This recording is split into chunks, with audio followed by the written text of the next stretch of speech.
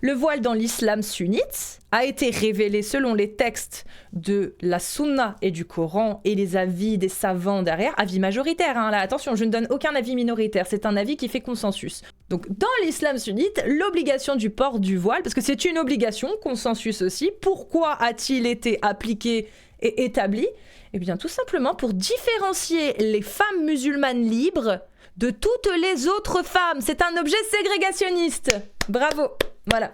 Donc oui, quand tu vas voir les textes, tu apprends que le voile est un objet ségrégationniste qui permettait de sécuriser, entre guillemets, les femmes musulmanes dignes qu'il ne fallait pas attaquer des autres femmes qui étaient, elles, parfaitement acceptables. Donc vous mettez dedans les femmes non musulmanes, mais aussi les femmes esclaves musulmanes. Hein, voilà, celles-ci aussi. Vous pouvez les agresser. C'était pas grave.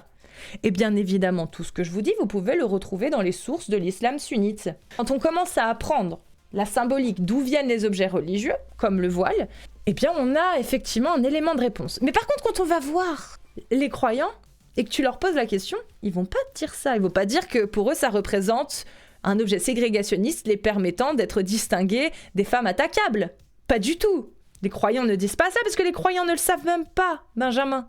Donc, si tu veux savoir ce que le voile représente pour les musulmanes, bah j'ai envie de te dire, ça va différer d'une musulmane à l'autre. Mais si tu veux connaître réellement ce que représente l'objet religieux, faut aller voir les textes et faut pas te fier à ce que vont te dire les gens, parce que les gens sont souvent très ignorants sur leur religion.